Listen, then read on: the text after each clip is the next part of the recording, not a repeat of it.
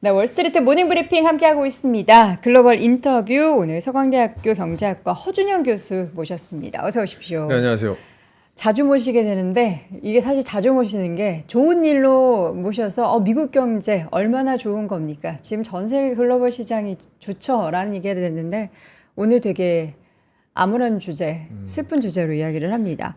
아래 공포 어떻게 네. 최근에 계속 요 침체 네. 이런 키워드에 좀 관심을 쭉 가지셨습니까? 관심은 가지고 있지만 네. 결론부터 말씀드리면 그렇게 많이 걱정하실 단계는 아니다라고 생각하고 있습니다. 금융시장이 이렇게 난리가 났는데요. 민감하니까요. 그리고 네. 뭐 방금 전에도 얘기 나왔고 저번 주 월요일 날 제가 사실 2주 연속 월요일 아침에 이렇게 나오게 돼서 네. 되게 죄송한데 죄송한지는 않으셔도 됩니다. 지난주에도 얘기했던 게 결국은 마켓의 눈높이가 되게 높아져 있으니까 네. 사실은 저희 조기 축구 볼 때 많은 걸 기대하지는 않잖아요. 누가 그렇죠. 실수해도 뭐 누가 별 생각 안 하잖아요. 늘 그러려니. 근데 저희가 뭐 엘 클라시코를 본다 그래서 레알 마드리드랑 바르셀로나랑 축구를 한다 그러면 누가 조금만 실수해도 그 굉장한 실점 위기로 넘어갈 수 있는 거잖아요. 네. 시장의 눈높이가 그만큼 높아져 있는 거죠. 그런 상황에서 조금만 안 좋은 지표가 나오면 민감도가 이렇게 아주 높아진 상황에서 조금씩 미끄러지는 거죠.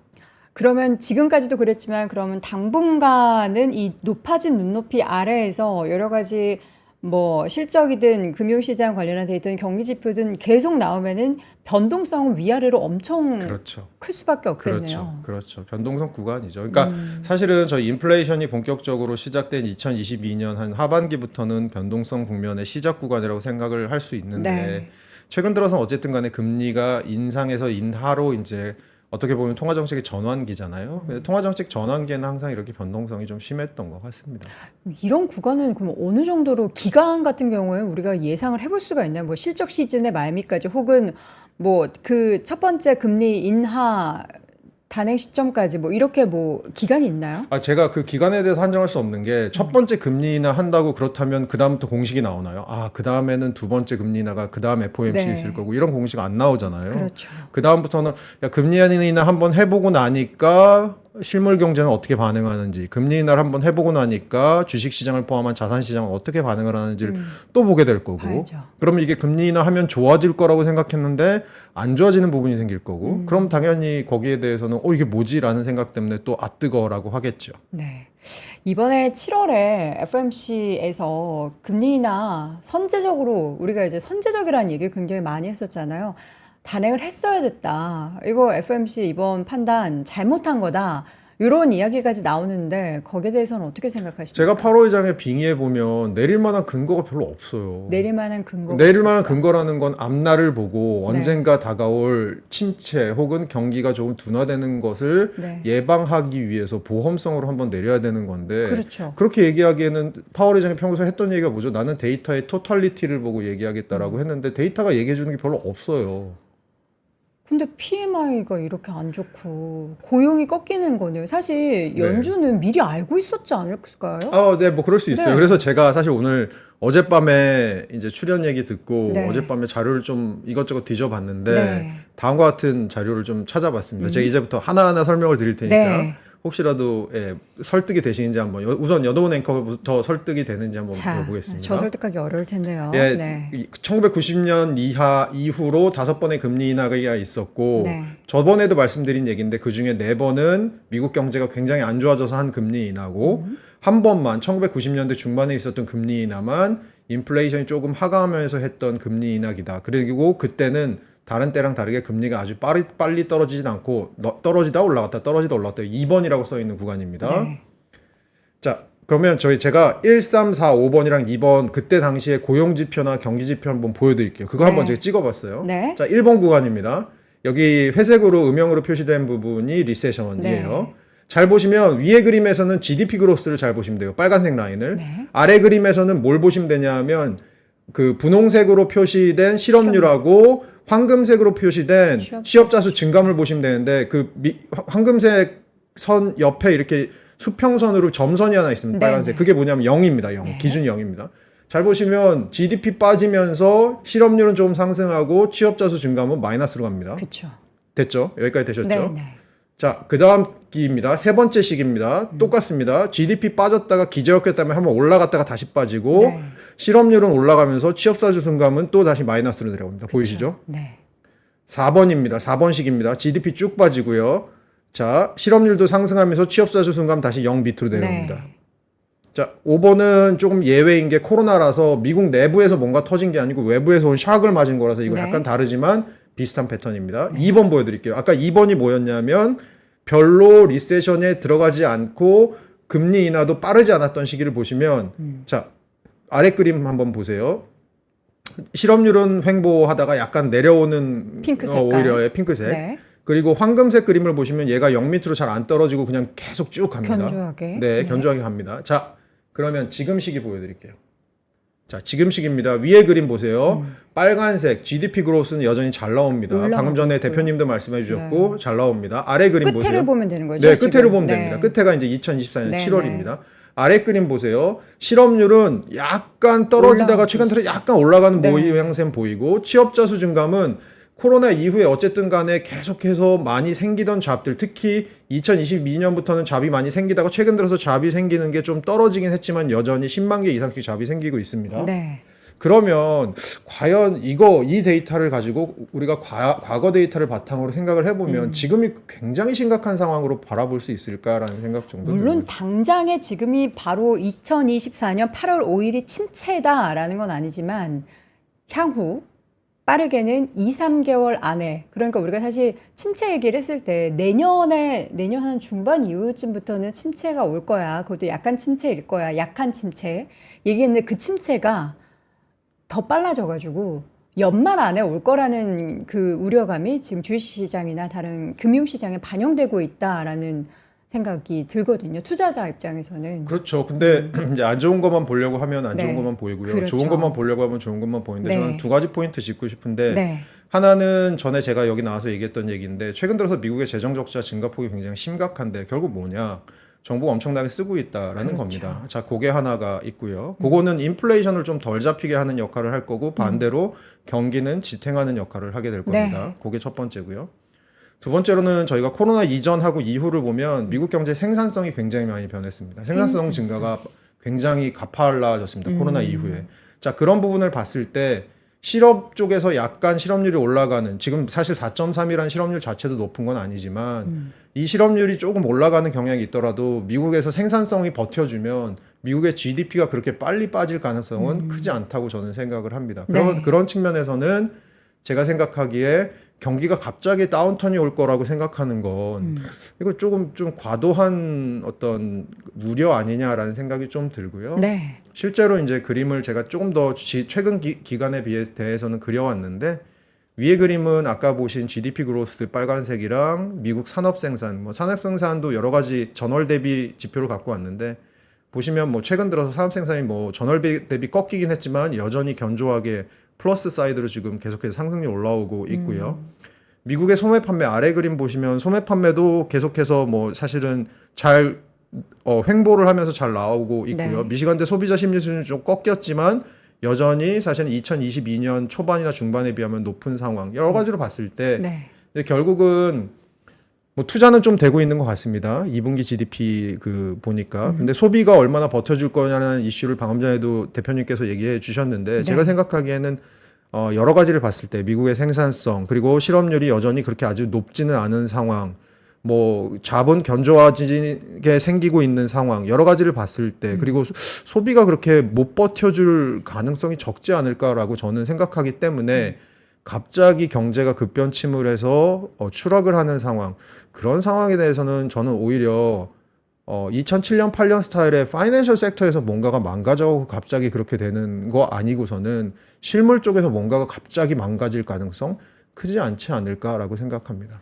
크지 않은데 왜 이렇게 왜 이렇게 우리는 크게 우려를 하는 겁니까? 아니 이제까지 네. 사실은 그 어려운 걸 미국 경제가 해놨잖아요. 이렇게 금리를 빨리 올렸는데 미국 경제가 이렇게 견조하게 버틴 그 어려운 걸 미국 경제가 해냈는데 마음 한편엔 그런 게 있겠죠. 아니 그러면 사실 경제가 꺼질 때도 됐는데 왜 이렇게 안 꺼지지? 사실 거기에 대한 기우가 저는 마음속에 사실은 우리 마음속에 좀 자리 잡고 있는 게 아닌가라는 생각이 그러니까 지금 듭니다. 우리가 아궁이에 불을 열심히 진짜 불쏘시개 열심히 지어가면서 재정을 막 투입해 가면서 불을 활활 타오르겠는데 이제는 그게 이제 새벽쯤이 가서 은은하게 이렇게 된 거죠. 근데 그게 불씨는 꺼지진 않았는데 우리는 활활 타오르는 걸 보다가 그냥 이렇게 빨간 뭔가 이렇게 여명처럼 해서 살짝 요거만 보니까 이거 불 곧 꺼지겠는데 도망쳐 하는 그런 상황이라는 그렇죠. 거죠. 그 말씀이 사실 이제 저희가 계속해서 얘기하는 네. 눈높이가 높아져 있고 기대치가 높아져 있는 상황과 비슷한 거죠. 우리는 불꽃을 보고 싶은 게 아니라 활활 타오르는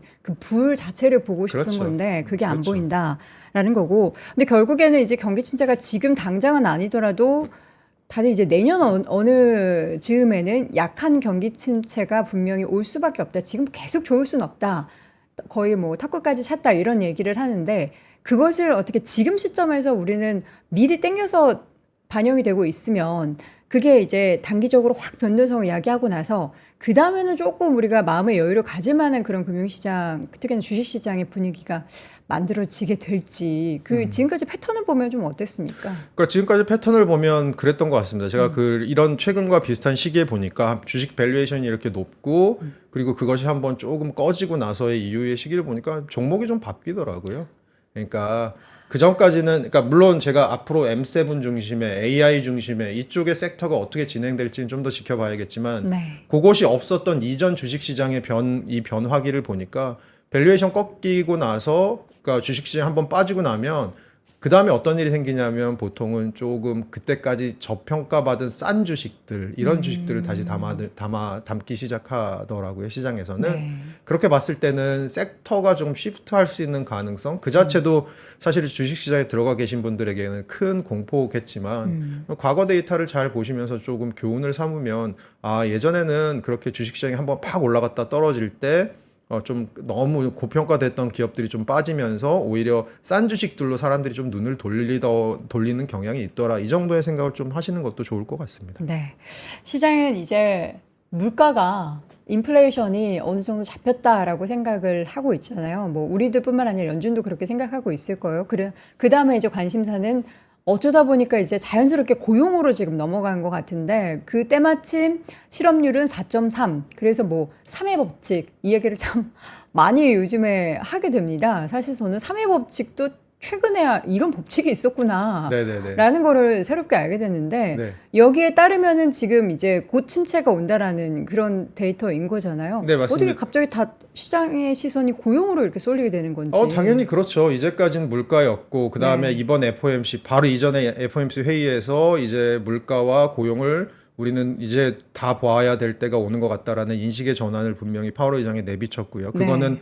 연준의 선호가 사실은 두 가지 목표, 그러니까 최대 고용과 물가 중에 항상 가중치가 똑같은 게 아니거든요. 어떨 때는 물가 쪽의 가중치가 크고 어떨 때는 고용 쪽의 가중치가 큰데 이전까지는 물가 쪽의 가중치가 굉장히 컸다면 이제는 이 두 개의 가중치를 거의 이퀄하게 가져가겠다. 뭐 이런 얘기를 한 거죠. 그것 자체로도 이미 물가의 싸움에서는 승리를 대부분 많은 부분 거둔 것 같고 이제는 오히려 경기가 조금 다운되는 거를 좀 우리는 막아보겠다라는 네. 건데요.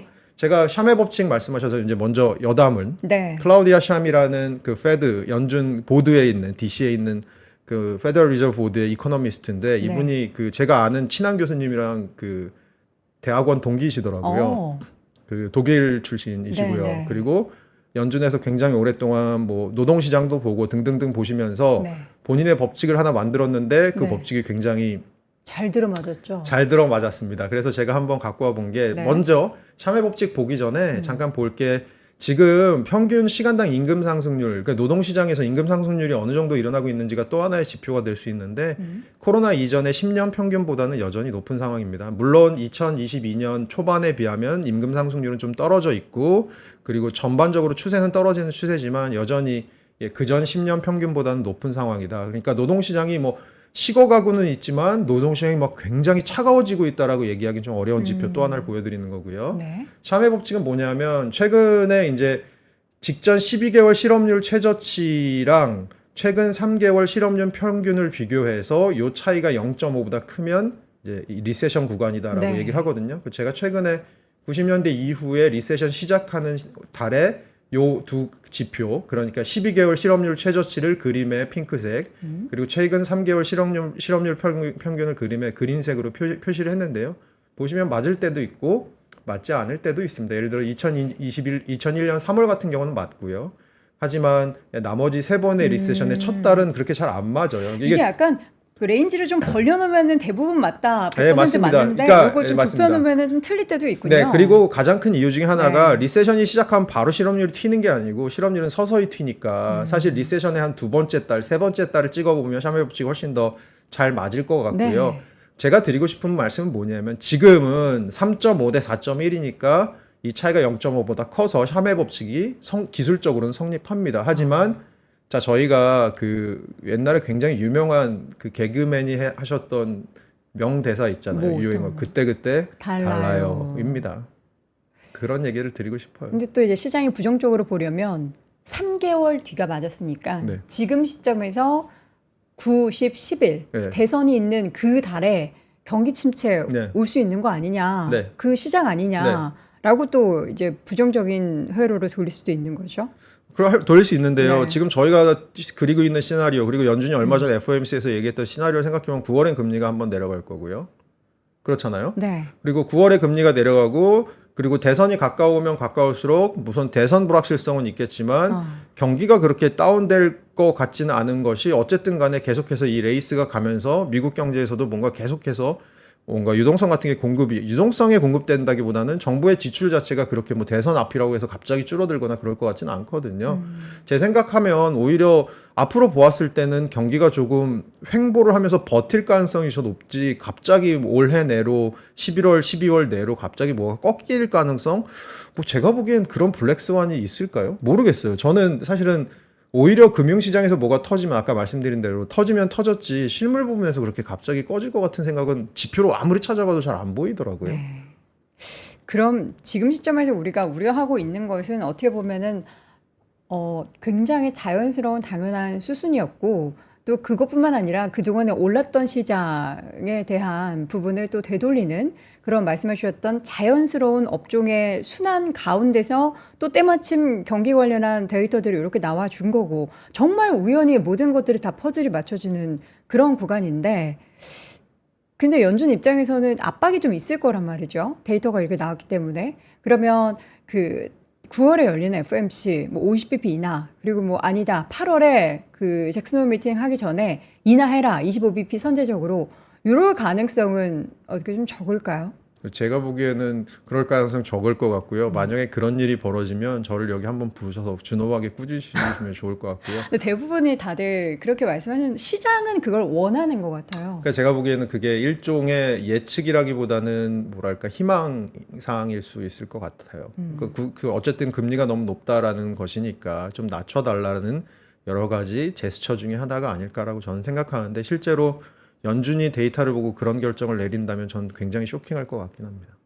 우리가 지금 무서우니까 연준 빨리 금리 좀 인하해줘라는 그런 우리의 일반 투자자분들의 바람, 패드워치에 나오는 그 바람을 연준은 들어줄 가능성이 적다. 그리고 데이터를 실제로 봐도 예전에 실제 금리 패스랑 패드워치가 실제로 얘기했던 사전적인 금리 패스의 예측치를 비교해 보면 네. 금리가 연준이 빠르게 올라가는 구간에서는 시장은 어떻게 예상했냐면 이러다 말겠지라고 생각했고 연준이 5.5까지는 안 올라갈 거라고 생각했고 연준이 5.5 올려놓으니까 시장은 곧 내리겠지라고 또 기대를 하기 시작했거든요. 시장은 두 스텝쯤 먼저 가는 것 같아요. 그럼 경기 침체 이야기할 때 최근에 계속 우리는 연착륙 이야기만 하고 있잖아요. 그렇게 꺾일 수가 없다 미국 경기는. 그러면 교수님이 여전히 경착륙보다는 연착륙 가능성을 더 높게 보시나요? 네, 저는 그렇게 보고요. 오히려 저는 반대 걱정을 좀 할 필요도 있을 것 같다. 이게 뭐냐면 어쨌든 간에 미국 경제가 이런 상황에서 이렇게 금리가 올라간 상황에서도 연착륙을 하게 된다면 그것은 무엇일까? 어딘가에서 끊임없이 뭔가가 들어오고 있다라는 얘기일 가능성이 높잖아요. 그러니까 그거는 가장 크게 봤을 때는 아까 제가 얘기했던 재정 부분에서의 너무 많이 쓰고 있는 것들에 대한 걱정이 있고 지금은 미국 국채를 세상에서 가장 안전한 자산이라고 저도 학생들한테 가르치고는 있지만 그 지위는 변함이 없겠지만 미국 국채에 대해서 사람들이 요구하는 프리미엄은 예전보다는 높아질 가능성이 높을 거고 그렇게 됐을 때는 단기 금리가 떨어지는 일이 벌어지더라도 장기 금리는 조금 더디게 떨어질 거고요. 그렇게 되면 금리로서 저희가 제약을 받는 부분의 완화가 좀 생각보다 더디게 올 수도 있을 것 같아서 그런 측면이 저는 오히려 걱정이지 반대로 갑자기 막 경제가 고꾸라져서 금리가 빠르게 떨어져서 저는 그 걱정보다는 오히려 제가 말씀드린 쪽의 반대쪽 걱정이 경기가 잘 식지 않아서 그 걱정이 사실 좀 더 큽니다. 경기가 식지 않으면은 뭘 걱정해야 되지? 경기 안 식으면 인플레이션이요. 그리고 또다시 고금리요. 인플레이션. 그러니까 금리에 지금처럼 고금리는 아니겠지만 네. 일종의 코로나 이전에 저희의 장기 금리보다는 높은 수준의 체계적으로 높은 수준의 금리 환경에 또 적응을 해야 될 수도 있고요. 전에도 제가 보여드린 그림 하나 있지만 사실 미국 10년물 국채 금리 1990년 정도부터 한 30년 이전부터 찍어 놓으면 코로나 이전까지는 계속해서 떨어지는 추세였잖아요. 네. 이제 그런 추세가 더 이상 생기지 않는 거죠. 그러면 이렇게 높아진 금리에 우리가 이제 적응을 하는 기간을 지금 어쨌든 한 2년 정도 겪어왔고, 그럼 앞으로는 과거와는 다른 높아진 레벨에서의 그런 계속 적응하고 그것을 받아들여야 되는데, 그럼 주식 투자하시는 분들 입장에서 혹은 이제 금융시장의 변화는 그럼 높아진 금리에서는 어떤 환경이 마련이 되는 거예요? 그 아무래도 금리가 조금 낮은 환경에서 보통은 저희가 좋아하는 것들이 이제 성장주들 굉장히 좋아하잖아요. 그런데 뭐 제가 보기에는 아까 말씀드린 대로 좀 가치주 중심의 조금 투자도 좀 생각해 보실 필요가 있지 않을까라는 생각도 들고 그런 측면에서는 이전과는 좀 어떻게 보면 다른 문법에 또 적응을 해야 될 필요가 우리가 있지 않나라는 생각도 조금 듭니다. 네. 가치주라. 근데 요새는 그 빅테크 종목들 물론 우리가 성장주라는 그 명문 아래서 투자를 하긴 했지만 그런 종목들 또 뜯어보면은 가치주의 성격도 가지고 있어가지고. 그럼요. 최근에 네. 그런 주식들, 그런 섹터들만큼 최근에 뭐 생산성 향상이 나오는 데가 어디 있겠습니까? 근데 반대로 생각해 보면 최근 들어서 또 저희가 그런 얘기도 많이 하잖아요. 아, 사실은 AI 얘기하자면 AI 갖고 돈 버는 회사가 몇 개나 되니? 라고 얘기하면 저희 사실 할 말 별로 없잖아요. 엔비디아 플러스 몇 개밖에 없잖아요. 네. 그런 측면에서는 당장의 수익성 실현, 지금은 미래를 보고 버티고 있지만 그게 가치주의 역할을 하고 있지만 당장의 수익성 실현에 대해서 저희가 점점 조바심이 늘어나면 늘어날수록 사실 그들이 더 이상 가치주가 아니게 보일 수도 있는 거죠. 오히려 조금 더 가격이 싼 주식들, 이런 주식들 중에 옥석을 가리는 또 그런 장이 조금 또 펼쳐질 수도 있을 거는 같습니다. 채권 쪽은 어때요? 지금 10년물이 너무 또 급격하게 수익률에 하락이 나타나가지고 이게 뭐 하단이다라고 보시는 분들도 계시던데 채권 네. 시장이 정말 빠르게 반응을 하고 있어요. 맞습니다. 채권 시장도 빨리 반응하고 있는데 제가 보기엔 단기적 변동성보다는 제가 생각하기에는 한 6개월 정도에서 1년 정도의 무빙 에버리지들을 좀 보는 것도 필요할 것 같고요. 그것이 체계적으로 떨어지느냐 아니면 일시적으로 떨어졌던 게 다시 튀어오르느냐 요거를 좀 판단하시는 게 필요할 것 같아요. 제가 생각하는 시나리오 하에서는 저는 일시적으로 떨어졌다가도 스멀스멀 다시 올라오는 그런 일이 벌어질 수 있을 것 같거든요. 그래서 저한테 그런 질문 하실 수 있죠. 아니, 우리한테는 당장 1개월 앞이, 2개월 앞이 중요하지, 뭐 6개월, 1년, 3년 안 중요해. 그건 우리에겐 사실 영겁의 시간이야 라고 얘기하시면 사실 할 말은 없는데요. 그럼에도 불구하고 중장기적으로 트렌드적인 변화가 분명히 미국의 재정 쪽에서 생기고 있다라고 저는 보고 있고 그 부분이 향후에 금융시장에 가질 파급력도 꽤 있을 거다. 즉, 날씨는 아니지만 기후인 날씨가 변하는 건 아니지만 오늘 맑고 내일 갤 수는 있지만 네. 그리고 모레 비가 올 수는 있지만 기후가 점점 따뜻해지고 있는 그런 변화도 조금 눈여겨보셔야 될 것 같다라는 생각도 합니다. 전체 시장의 패러다임 자체가 좀 달라지고 있는 걸 우리가 근데 이전에도 항상 예전 과거의 금리 레벨, 과거의 환율 다 잊어버려야 된다. 완전 새로운 패러다임이 펼쳐지는 거다라는 거를 그냥 뭐라 그러죠? 책에서 보고 신문 기사에서 봤는데 지금 이거를 이제 우리는 코앞에서 체감을 하고 있는 거잖아요. 그럼에도 우리는 또 이게 그냥 문서화로 된 거지 우리한테 진짜 벌어지겠어 하면서 이렇게 좀 밀어놨었는데 그게 지금 이제는 실제로 우리가 맞닥뜨리게 된 거네요. 그렇죠. 온난화에서 온도가 뭐 0.1도 정도 올라간다고 해서 변하는 건 별로 없지만 그게 네. 쌓이다 보면 라니냐도 생기고 엘니뇨도 생기는 거고 그리고 다음 미국 대선 후보를 봤을 때 민주당이나 공화당이나 누가 되더라도 사실은 미국의 재정에 대해서 특별하게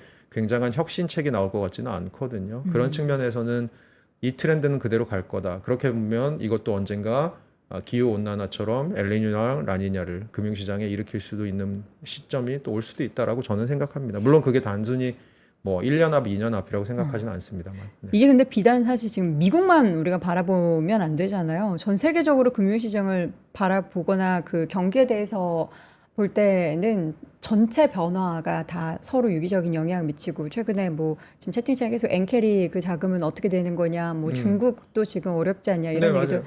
다들 하시는데 좀 복합적으로 봤을 때는 어떻습니까? 저희가 지금 미국 시장을 이렇게 계속해서 얘기하는 게 미국 시장이 저희가 뭐 서학개미 분들께서 제일 많이 가 계신 장이어서도 하지만 전 네. 세계에서 지금 경제 성장률 유일하게 나오고 있는 데가 미국이어서 그렇고요. 유럽은 올해 성장 거의 못할 것 같고 중국은 4.8% 뭐 4% 후반대 중속 성장할 것 같고 일본도 거의 성장 못할 것 같고 사실은 이 보시면 뭐 아시는 게 그림 이제 보시면 자료 한번 보도록 할게요. 보시면 이게 2024년 1월에 나왔던 IMF의 월드 이코노믹 아웃룩에서 나왔던 전 세계 성장률 전망치 2024년 거를 보시면 됩니다. 중간에 네. 있는 그래프들이고요. 미국 2.1로 잡았었죠.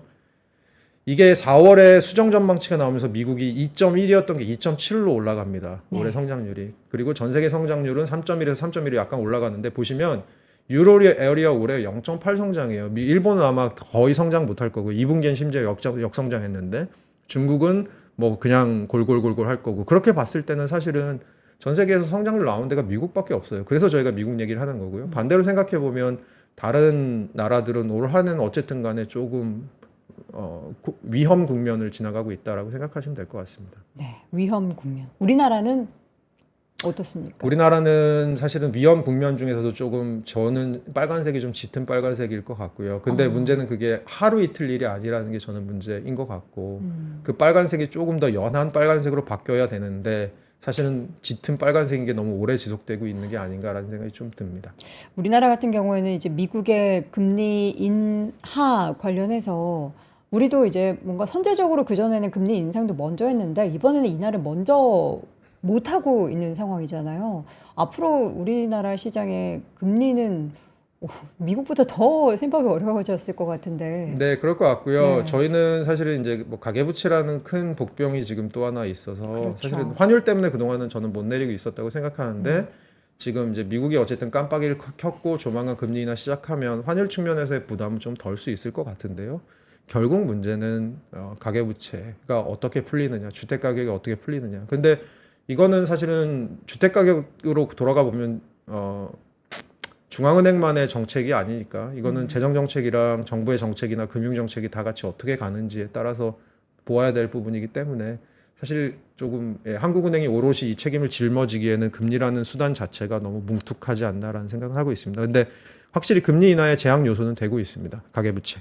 앞서서 잠깐 미국 얘기해 주셨을 때 그 미국 경기가 계속해서 지금 좀 좋아지는 것도 오히려 이게 뭔가 이상하다고 생각해야 된다. 결국에는 미국에서 재정 쪽에서의 지출이 더 많아지고 있다라는 걸로 밖에 해석이 안 된다라는 부분에서 제가 질문을 드리고 싶었는데 재정이 계속 그렇게 풀어질 수는 없는 건데 물론 돈을 찍어내면은 가능하겠지만 빚이 늘어나는 건데 그로 말미암은 뭔가 이렇게 터지게 되는 그런 상황은 없을까요? 그러니까 그렇게 되면 제가 생각하기에는 미국이 직접적으로 터질 것보다는 네. 역사를 보면 미국이 이렇게 고금리를 갈 때 전 세계적으로 어쨌든 미국이 고금리를 가면 딴 나라들이 일정 부분 따라가는 수밖에 없으니까 그렇게 갔을 때 그럼 결국 이제 달러가 강세가 되면서 외국에서 금리도 높은데 그 달러 표시 부채들이 많은 나라들에서 터진 경험들이 꽤 있잖아요. 그러니까 제가 보기에는 미국은 기축통화국이고 어쨌든 간에 여러 가지 전 세계에서 가장 높은 어쨌든 간에 생산성을 보여준 나라이기도 하고 그런 여러 가지 장점들 때문에 미국이 터질 일은